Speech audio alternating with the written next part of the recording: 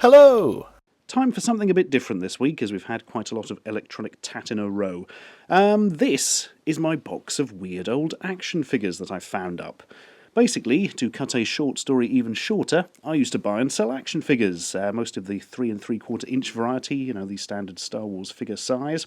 And you would often get bags just full of miscellaneous old figures. Some of them, of course, were rubbish, or broken, or both. And as a result, nobody wanted to collect them and you couldn't sell them on or anything, so they went in this box, which is now full to the brim of slightly odd old figures from mostly from the early 80s, but there's some 70s stuff and possibly a bit of 90s in there as well. I'm going to go through them all and try and explain what they are, although that may prove difficult because my memory's not great, and I probably didn't know what some of them were in the first place. Okay, let's look in the box. Not really, it's empty. I've already taken them out and tried to put them in some sort of order. I don't know if this order will make any sense. Who cares? Let's start. And as we often do in the UK, start with Fisher-Price Adventure People, which is an old line, sort of an 80s thing, of these figures which were marketed at fairly young children and didn't come with sort of guns or anything and are fairly chunky. This is quite a nifty looking one with the number 3 on it, because that's lucky. I can only presume it's some sort of deep sea diver or something. You'll notice the slightly odd stance that they all had. One leg put slightly forward, and one hand looking like they're pushing a shopping trolley. Nearly all of them had this, unless they were for some specific other purpose. So we've got Deep Sea Jeff here, but not to worry, because we can also go into space with Space Lady with an atom on her hand. She seems to have deep sea diver's boots, but I'm still pretty sure that's an astronaut thing going on. Interestingly, her husband or something seems to have gone into space as well. This is like Lost in Space. They've got a whole family look. Another woman here. Bizarre. Oh, I've just noticed something horrifying. The helmets are broken on these two. Oh dear, well, they're going to die in the vacuum of space. But never mind, she'll be all right. She can go and have the spaceship all to herself. What a lucky lady she is. One more Fisher-Price. This one is obviously some sort of motorcyclist. You can tell by the fantastic way they've angled his arms like that. Now this shows one of the weirder things about the non-helmeted Fisher-Price action people. What on earth is up with the neck joint? Why does it go down so low? Is he had some sort of horrifying motorcycle accident? Probably because he's wearing opaque green goggles, which can't be helping anybody. That's the end of that. They all did that. Still quite frightening to this day, actually. Oh, here's an interesting one. This is Jor-el, Superman's dad. Can you believe? I didn't know I had this. From the Pocket Superheroes range. It's loosely based on Marlon Brando, facially. Obviously not with the bizarre get-up he's wearing. This isn't too healthy, actually. There's something horribly wrong with the nose. He's been bitten or chewed by something at some stage, and as a result, he's not looking too healthy. Some fantastic eyebrows going on there as well. Looks more like Pinocchio, actually. Oh well, can you believe he gave birth to Superman? Probably not, because I imagine his mother did that. Next, oh man, this is a really weird one. The Captain of the Love Boat. For some reason, the company Migo made figures based on the Love Boat, which was like a 70s... Was it a sitcom? Just sickly drama thing? I don't know, I've never seen it. I thought this was a waiter at first, and I noticed he had epaulets, so he's probably actually the captain of the boat. Also, due to the way the figure has deteriorated over the years, looks like a zombie. Brains, love boat. Just like sloth, love, chunk. Oh, what's written on the back there? Oh, plenty of licensing stuff. I just noticed his arse has worn away. That's what happens if you sit on rough chairs, children. Looks like an evil Jean-Luc Picard, actually. Let's get rid of him. I've only got one other from the Love Boat. This is Isaac the Barman. Yes, I know who this one is. Presumably he ran the bar. I mean, what is a child going to do for role-playing with this? Did he come with a bar playset? That doesn't seem very likely. Oh, well, I like his haircut anyway, and his red jacket, and the way he can sort of look like whatever he's doing there. Hang on, pianist. There we go. Do barmen play the piano generally? This one does now. And speaking of playing the piano, the horrifying things can befall you if you play the piano. Like happened to poor old DeForest Kelly here as what's his name? Bones McCoy, the doctor of the Starship Enterprise. This from the 1979 motion picture, you know, the weird one with the bald woman. Something horrible has happened to his hands. Yep, he was playing the piano one day and the whole thing collapsed, and now he'll never play it again. Actually, looking at that, somebody's chewed them. Quite obviously, they've chewed his feet as well, just to get all extremities damaged. I must say, though, for the time, which would have been, very late 70s, these figures were amazing. Sculpting-wise, I mean, compare those to the sort of early Star Wars figures, or in fact any of the vintage Star Wars figures. They had nowhere near the detail of these. These were light years ahead, man. Though I've got to say, that doesn't look that much like Dr. McCoy. Well, looks a bit more like the bloke who runs the newsagents around the corner from me, but never mind. Here's William Shatner to make everything better. Hello, William. Or the Shat, as nobody has ever called him. Half-decent figure. Made him look a bit butcher than he is in real life. Got several of these, actually. Oh, literally several of these. Here's another Shatner. A slightly more zombified Shatner, for when the apocalypse comes, he can fly along, beam down, and eat brains.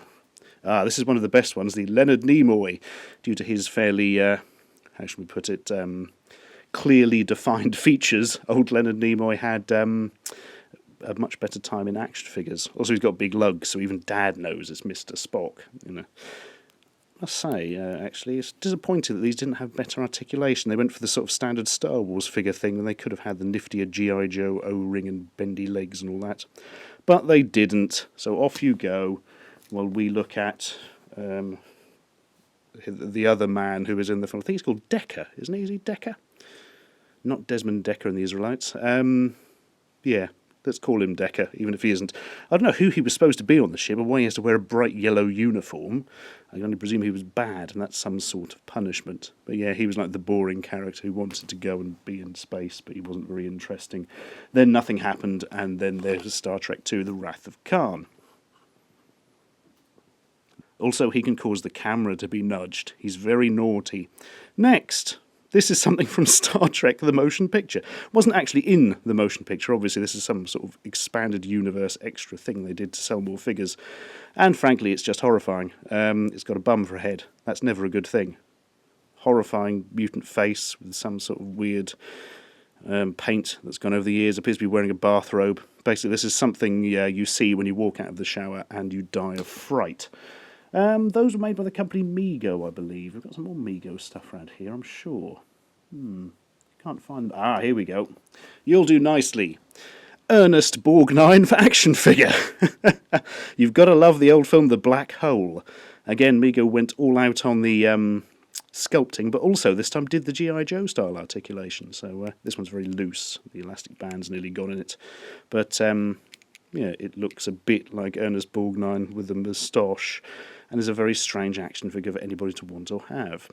This is in a lot better condition than I assumed, actually. Look, it's got some sort of paint wear, and there's some Tipex going on in the head, but I thought that was broken up. I don't know if you can make it out there. I can't bring him any closer because of fixed focus. It'll just go mental if I do. But he's got like big holes where his eyes should be, and that's seriously creepy. Ernest Borgnine is watching you. There's nothing you can do about it.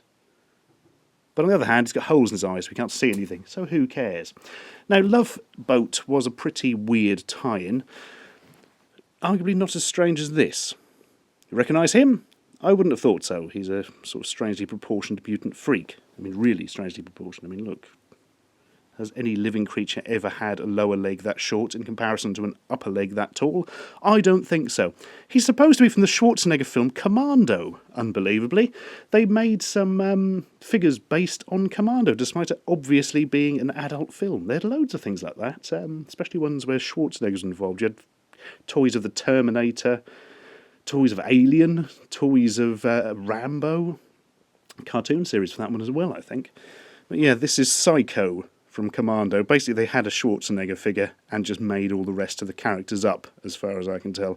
Because I'm pretty sure Colonel John Matrix, whatever his name was in Commando, didn't fight against some reject from an 80s street punk band. It looks like somebody of the Ninja Turtles would have laughed off the bloody stage.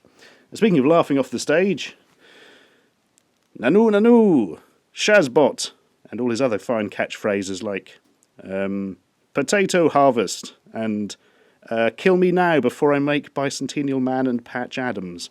Yes, it's Mork from Ork. He came with a spaceship egg, but the spaceship egg is not in evidence. I actually had one of these when I was little. My sister bought it for me. I don't know why, because I didn't really like Mork from Ork, but it was an interesting figure nonetheless. They've really gone out trying to sculpt Robin Williams' face, but it has ended up a bit sort of Punch and Judy and creepy.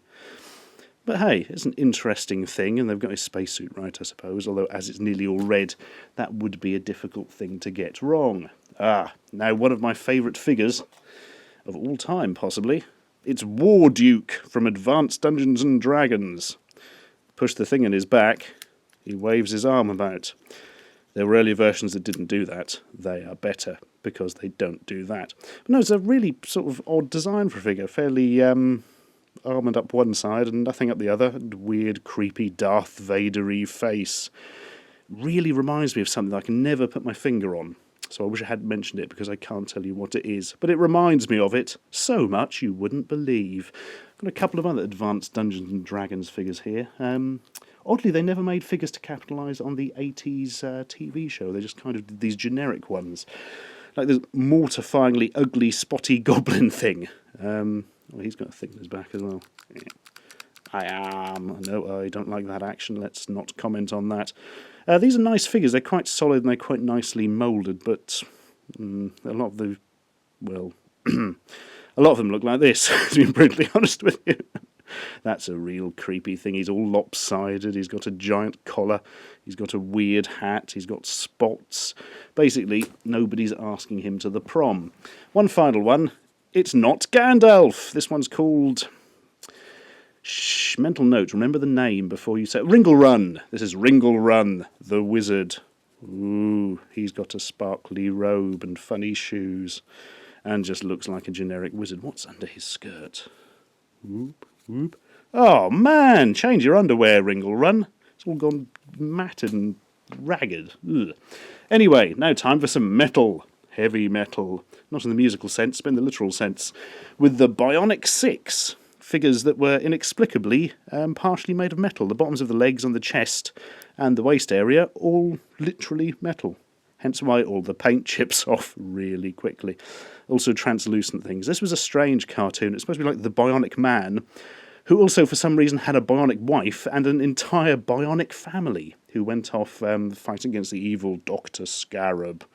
Where's one of his sons? Here we go. I don't think it was ever explained how come one of his sons was black and one of his sons was Chinese. I imagine they had interesting arguments about that in the Bionic household. But he was the clever one, this one. You can tell because he's got glasses. Stereotypes. I've actually got a full set of half-decent quality Bionic 6 figures somewhere. Though I'm missing one. I'm missing the concrete monster that was one of the enemies. It just occurs to me I'm never going to be able to find that. You never see them sort of properly listed on eBay UK. But don't worry, because Dr. Scarab, the evil man, is here, and he can make another one. I think he flew around in what looked like a toilet bowl or something and had evil schemes. And wow, that's an ugly figure on many levels, isn't it? And look how tight he's done his belt up. He's going to do himself an injury with how that's cutting into him.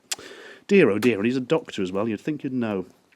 And finally, from the Bionic 6, is the evil... I think this one's called Glove, so called because he had a glove. Yeah, I don't know, maybe it was conceived during a writer's strike or something. His logo has come out of his chest, and he's purple, which means he's probably asphyxiating, so he's not having a very good time of it. Now, whenever you go through a load of random figures, you'll always come up with the #1 G.I. Joe rip-off, Lannard's The Core, or The Corpse maybe, depending where you come from. It's just like a generic military figure rip-off of G.I. Joe line, to be perfectly honest with you. And they're often a bit strangely proportioned, like this one. I don't know if you can see his face there, but this looks like a very hungover Fidel Castro. Oh man, never again. Oh. Also, he's had his thumb taken by the mafia, which is always a bit scary. This is interesting. I hadn't seen one of these until I got hold of this. This is another core figure, like one of the last ones they ever made before they just made ultra-cheap crap. And it's far better than all their other ones. For some reason, it's like a space insect thing going on, but it's far better sculpted and far better put together, and more importantly, much better proportioned. which is a shame. They sort of finally got it right, and then started making cheap crap that didn't articulate very well, and the figures looked like they'd pulled them out of somebody's arse. Anyway, don't worry. Time for some fool-pitying with our best friend Mr. T in the days before he was advertising Snickers bars. Yeah, it's a figure of Mr. T made by Galoob, which is a company with an amusing name. Actually, let's grab another A-team. Where is Howling Mad Murdoch? He looks really worried. Look, he doesn't want to be standing next to BA. He knows he's going to get a clout later. The weird thing about these were the larger figures had proper bodies that looked like the A-team on the telly box, but these small ones didn't. As you can tell, they just have generic jumpsuits, and that's because all these bodies were just recycled from Galoob earlier figures. I think... Oh, I can't remember the name of it now. General Patch. There was a, sort of, well, it was just another G.I. Joe rip-off, to be perfectly honest, made by Galoob called General Patch. And all they did was use those moulds for the body for the A-team figures in order to save money, so they only had to make heads. The lazy little monkeys. Dearie me. The main thing I remember about General Patch, I don't think I've ever seen a figure, but don't know if they were released over here. They infamously were advertised as having weapons with the smell of battle, which I think just meant they smelt a bit oily. So you wouldn't want the actual smell of battle, sort of fear and death is not the sort of smell you want to permeate your children's playroom. Who else have we got A-team-wise then? Here we are. Colonel John Hannibal Smith, as played by George Peppard, as sculpted by somebody who'd never heard of him. Creepy smiley face. Don't understand. Go away. Here is more like it. It's Face, who's had his thumb removed. In a sort of scary premonition, this actually looks more like Bradley Cooper, who played Face in the recent film, than it does look like Dirk Benedict, who played him originally. Odd. And, this is interesting. Where's it good? They had various different production runs of these, and they sometimes use different plastics. Like this one's got a much more rubbery head than this one. As a result, all the facial features look a bit different. Although not as different as this one, which appears to be slightly malformed and slightly too wide.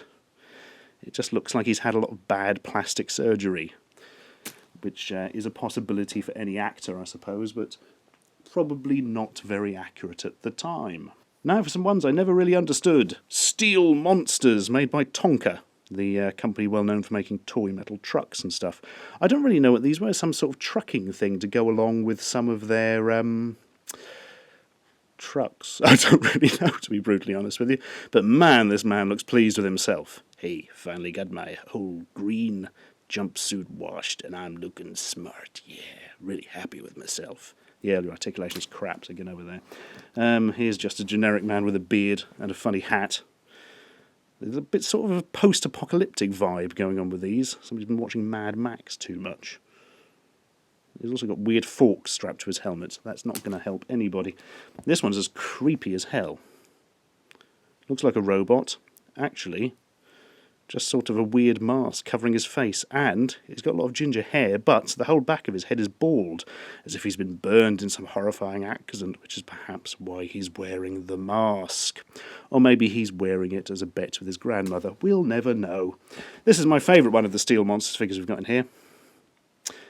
So, you ever heard of Cyclops from the X-Men? Because whoever sculpted this certainly has. Let's go on to something less creepy, like the Dark Lord Satan. Now, this is Calibos from Clash of the Titans, the film about some titans clashing. Not the recent one with that bloke who looks like a marine in it, but the old one with the Greek bloke with all the hair. Well, he wasn't actually Greek. I think he was supposed to be, whereas in the new Clash of the Titans, they frankly didn't give a monkeys.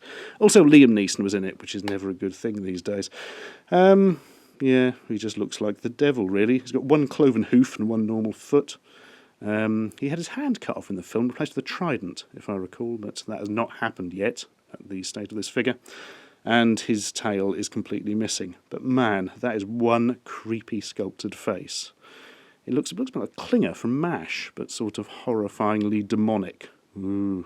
And yes, there were figures made of MASH. There were two in that range. For Klinger, one of them was in women's clothing. You work that one out. Now here's an interesting one. Remember how we were saying that all of the A-Team figures were made from previous figures, or parts thereof, apart from the heads? Well, the parts then went on to another company called Remco, who made lots and lots of generic figures with names like American Defense and US Forces. This will be one of those, presumably. The body is in fact exactly the same, if I can grab him from there, as the A-Team's Hannibal Smith, just painted in entirely different colours and made of different coloured plastic. And the head, inexplicably, is Isaac from the Love Boat, the Barmans. I don't know what happened there. Maybe he got angry and sank the Love Boat and went off to become a mercenary in specialising in nautical destruction. Who can say? I do wonder if they got the rights to use that head from Migo or not. I presume so. I don't know. And it was years ago, so nobody's going to have a clue. Oh, actually, back onto the A-Team, they made generic figures of enemies for them. Because, of course, it was just usually some greedy rancher on the show. So they made evil people for the A-Team to fight. And my goodness, they did it on the cheap. They didn't even bother using up the same bodies or anything. They just had crappy semi-Star Wars ones made. They all had code names named after snakes. No idea which one this is. But this figure always intrigues me. It just looks like a stereotypical angry, drunk Irish tramp. I mean, how is he going to give the A-Team any trouble? They can make tanks out of thin air and nausea. So how on earth he's going to do anything to stop them, I've got no idea. Just by going, yeah, my best mate, I can have some money. That's never really going to stop some paramilitaries getting on with what they're doing. Here's a man in a hat. No idea. Made by Remco, if I recall. Hang on. I shall read the stamped text on his behind. Yes. Made by Remco. I honestly don't know what this is. Could be another one of those American defence figures like the mercenary Isaac there. All I can tell you is he's wearing a very ill-fitting hat that makes him look a bit like a Death Star gunner, and not in a good way. Next, the Lone Ranger, without Tonto or Silver his horse. I don't know where this came from. Presumably just in a bag of figures once. 1980. Made in Hong Kong, as often these things are. But the great thing is, these are specifically designed to sit on horses, which means, when you bend the legs, whoop, crab walking. Yeah, they sit on horses like that, presumably, and have very pointy fingers, presumably so he can raise his guns to shoot at the evil tons. I don't really know much about the Lone Ranger, apart from hi-ho silver away and all that kind of guff. And now it's the 70s again. And here's the world's most 70s alien. This is from Buck Rogers and is a draconian guard. I don't know if that means he's from the planet Dracon or if he's just a real job's worth or what. But he's got this weird samurai-influenced helmet, a pair of sunglasses, one missing thumb, which is why he never got sold, and weird pointy boots. I mean, if you want guards, you want them to be sort of vaguely practical. He's failing on that front. But you also want them to be vaguely intimidating, and he's certainly failing on that front. He looks like an idiot from a bad disco. But not as bad as Captain 80s here. Oh yeah! He's got more neon on him than bloody Las Vegas Strip. He's even got a headset. Look, he just looks just like a bad DJ. This is a French figure from a line called Impact, if I recall.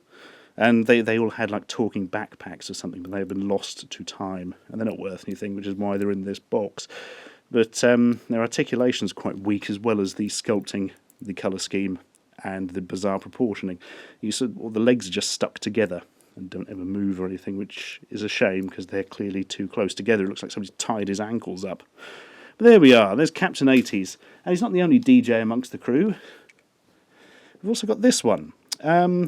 British people of a certain age will realise this looks almost exactly like the ex-Radio 1 DJ Dave Lee Travis, also known as the Hairy Cornflake, which I think was because he did the morning show, so you see him in the mornings like a cornflake, and he had a beard, so he was hairy, yeah.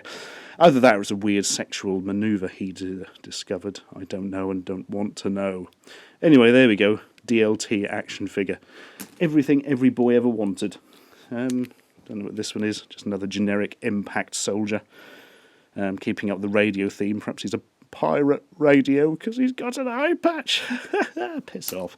And there's also this one who's got a suit of armour and a helmet, which means he either goes underwater, in space, or he's really ugly. One of those. Robotech! Oh yeah.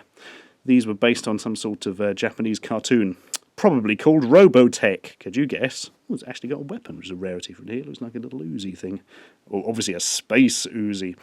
The big problem with these figures, as you can probably tell, are the sculpts of the faces, which are absolutely grotesque, and they've got weird giraffe-style necks going on, making them look inhuman and freakish. Which is a pity, because the bodies are quite good, and, it's nice G.I. Joe-style articulation. All a bit of a shame. There's another one, look. It's some sort of evil insectoid enemy, presumably. Very loose joints on this one. Some bad sun colouring, and quite a bad design, actually, because all the nice articulation is lost, because it sort of locks in on itself. That's a real shame. Never mind, go and live in the corner. And, oh, here we are. Again, no box of British figures can be complete without a broken Action Force one. Action Force was, well, the company that made Action Man, which, oh, good God, how do we even start this, actually? Right, in America, there's something called G.I. Joe, which was like a 12-inch military doll type thing.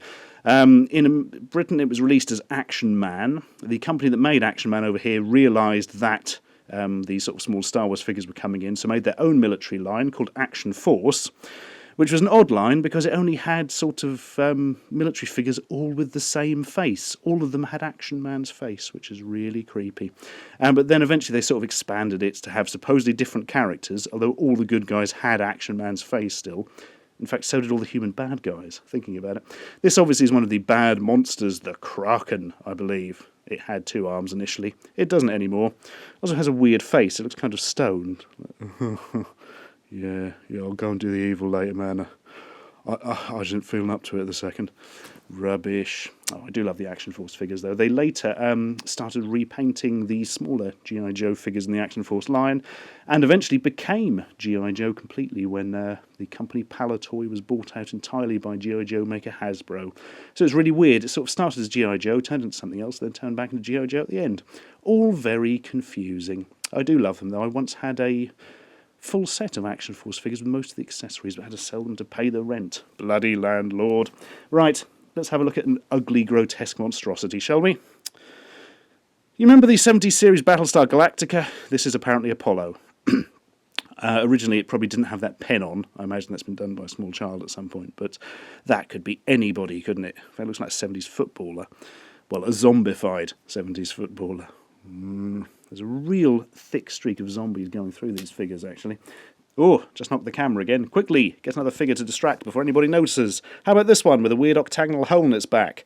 This is actually from a series of construction toys called Robotics, which had adverts that went, "Robotics puts the future in your hands, robotics." And that's all I can remember about it.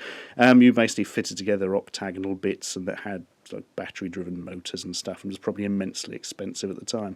Very chunky and well-sculpted figure, considering it's a pack-in with a construction toy. Also, it's got a visor look, so you can see the terrifying eyeless face, which is probably why he keeps the visor down. Goodbye. Oh, that's not good. Next one's broken. Oh, this is the mystery figure. I've got no idea what this one is.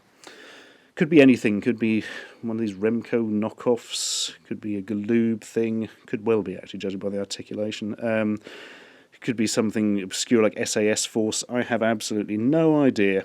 It looks a bit like a young Saddam Hussein with no legs, is all I can tell you, which isn't really a great image for anybody.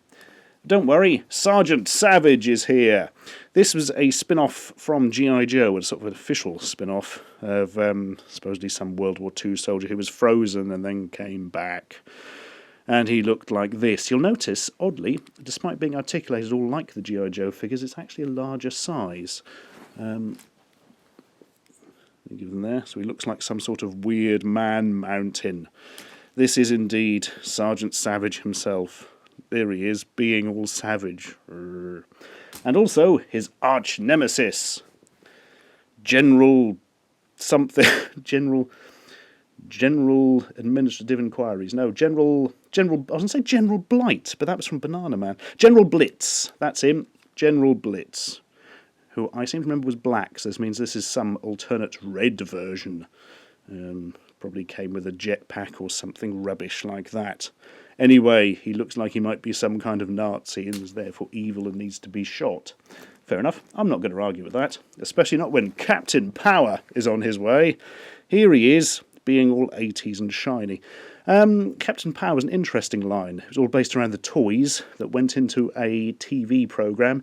The TV programme mixed live action footage with computer-generated footage. And the computer-generated footage at the time was remarkably, how can we put it?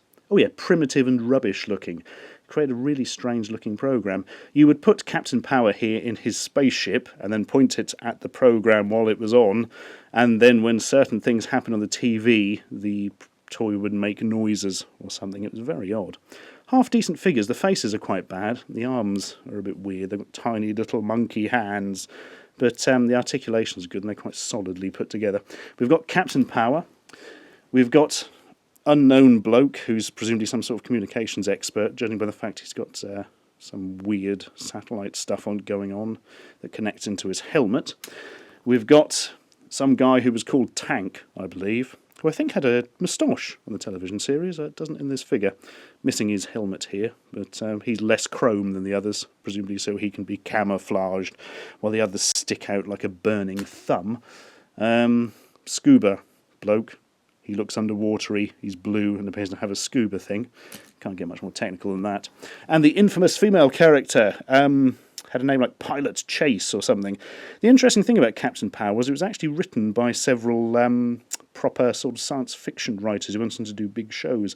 And one of them was J. Michael Straczynski, who went on to do Babylon 5. And he wrote a really harrowing episode where this character, Pilot Chase, basically sacrifices herself so that the others may live. And it's really quite dark and weird, especially for something that was ostensibly aimed at children. Oh, and here's an enemy. Sauron, the Sky Sentry. Unfortunately missing his wings, so he just looks like a weird bird-headed robot with a rat's tail growing out of his cranium. Really nice figure, though. The robots did look a lot better than the humans. Probably because they didn't have to make any faces. Oh, look! Doctor Who time! Extrapolate, elephant, and all that kind of stuff. These were made by a company called Dapol in the early 1980s who had the licence for Doctor Who stuff. And I'll tell you what, they weren't very good. The Dalek's probably the best looking thing, and they made like 1,000 different versions in different colours. This being a black one is it a Renegade Dalek or Imperial? I think it's Renegade, and the Imperials are white. It has a pull back and go friction motor. That's about it, really. It looks a bit like a Dalek. It's pleasing enough, dodgy paint job, whatever. Probably the best thing they did was Davros here, the creator of the Daleks, and his pruny head. Oh, the back of the chair is missing. I thought I had that. Oh, well. Obviously not. This is at the stage where he'd lost a hand. I think, from what I recall, he lost body parts frequently until he was just a head on a serving platter or something, and that's not even a joke. But yeah, he's sort of a bloke who lives in a half Dalek body. Looks a bit like, what was his name? Captain Pike out of the original Star Trek thing. He ended up in something like this, didn't he? By far Dapol's best sculpting, I think. Most of the figures they produced were awful. The Cyberman being particularly laughable. It just looked like something a child had made out of pipe cleaners after breaking his own hands. And finally, another mystery figure. I bought this one myself in Poundland years ago. Obviously, from the style, it's a tie-in with the cartoon. Absolutely no idea what the cartoon was. Probably an obscure one if it ended up in Poundland figure-wise. And he just looks a bit evil. And he's got weird tubes coming out of his chest, which he'd probably get seen to. I've got no idea. Actually, if you know what that's from, do say in the comments. That'll give you something to talk about other than how great I am. Or how crap I am, which is more likely. Right, that's the end of that. If you'd like to buy any of these figures, tough luck. You need a time machine or a lot of patience and eBay. Bye!